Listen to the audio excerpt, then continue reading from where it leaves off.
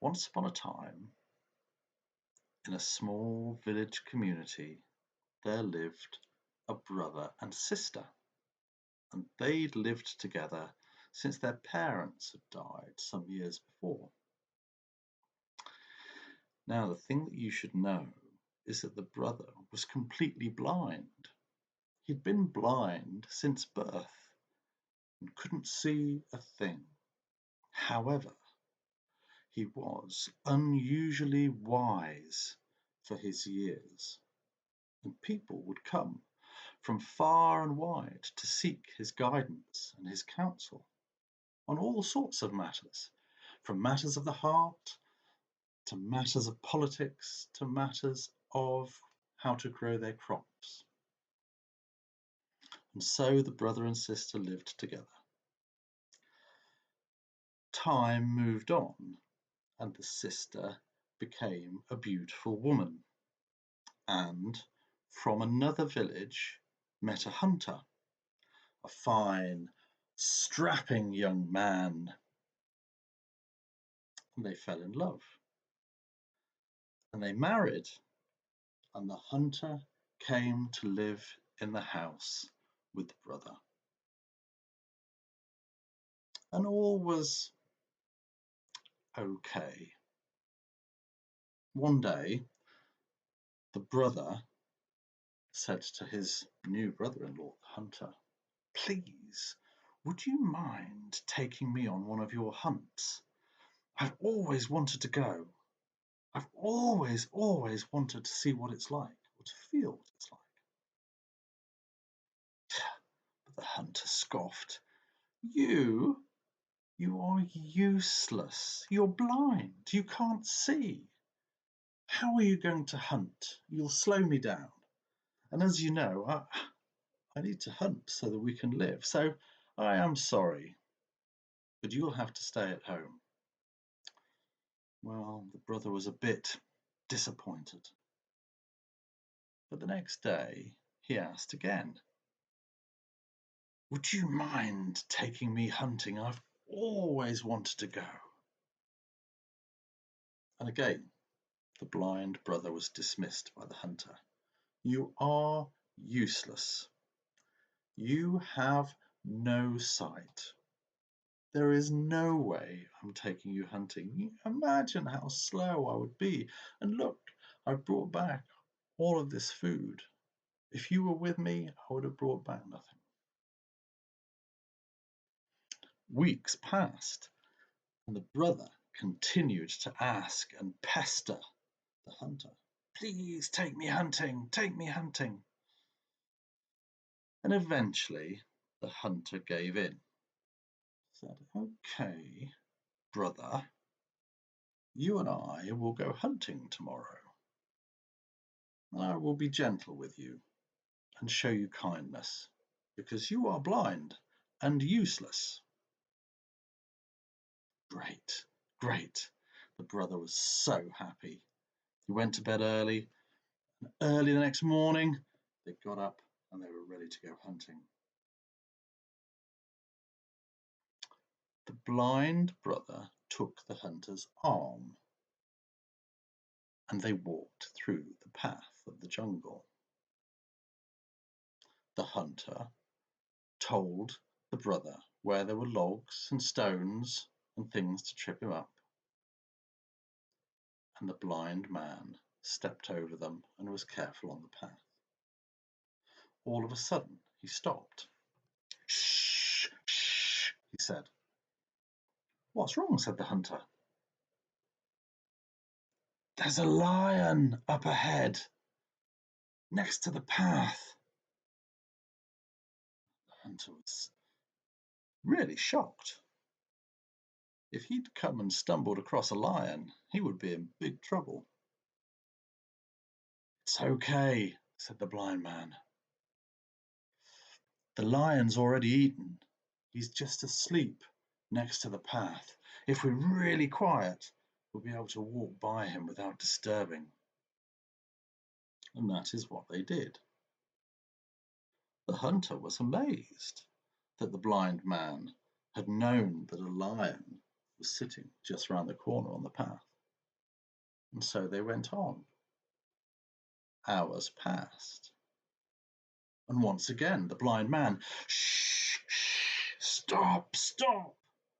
Up ahead and round the corner, there's a great, great mother elephant with her calf. But it's okay, it's okay. They've passed the path now, and she's bathing him in the lagoon next to the path. If we're really, really quiet, we'll be able to get past the mother elephant and her calf." And that is what they did. They were very, very quiet, and they snuck past the elephant and her calf. The hunter was once again amazed. "How did you know?" "Oh, I can hear, I can hear." I see, said the hunter. They walked for a few hours more before they came to their hunting grounds.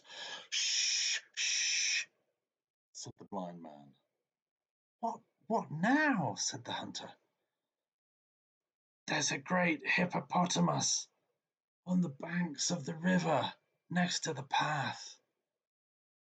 But it's okay, it's okay. He's not coming in our direction. He's gone back in the river."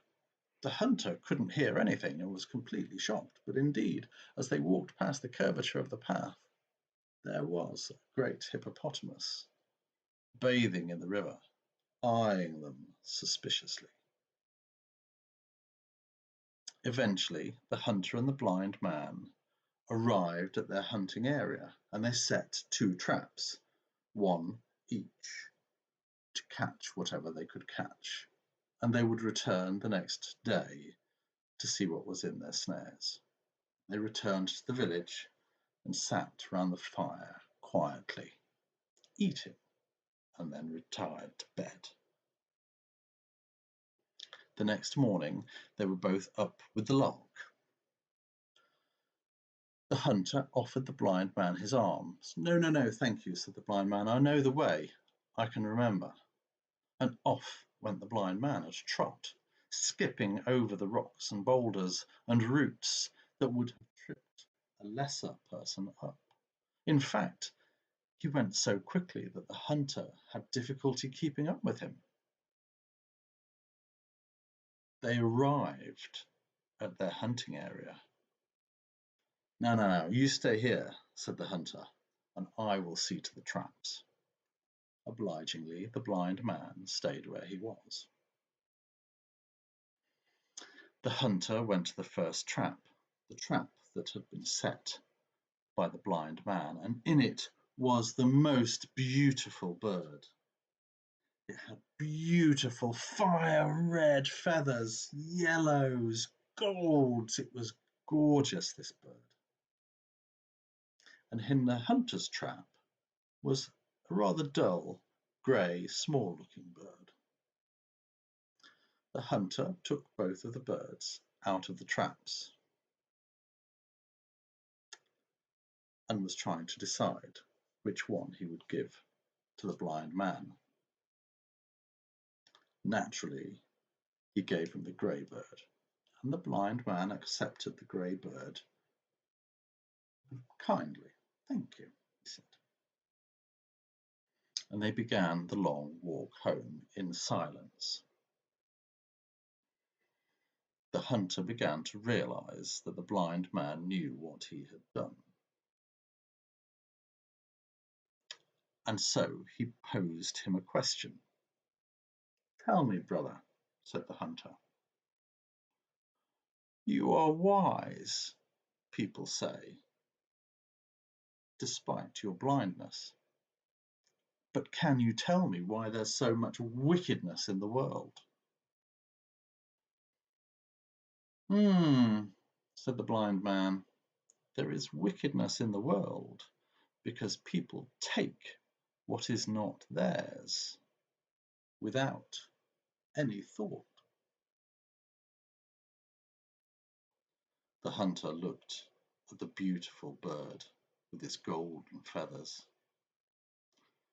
"You are right, brother," said the hunter, and he took the small grey bird from the blind man and gave him the bird that was rightfully his. They walked along for a little time, and then the hunter asked a second question. "Brother," he said, "you are wise, despite your blindness. So tell me why there is so much love in the world." And the blind man thought for a little while. Because people learn and make amends, as you've done, my brother." From then on, the hunter really got it.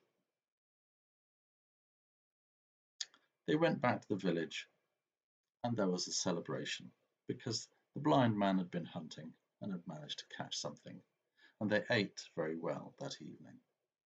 And from that moment on, the hunter was a friend to his brother, his blind brother. And he would say, when people ask, "How come your brother with no sight knows so much?" And the hunter would say, "Because my brother sees with his ears and listens with his heart." Have a good day.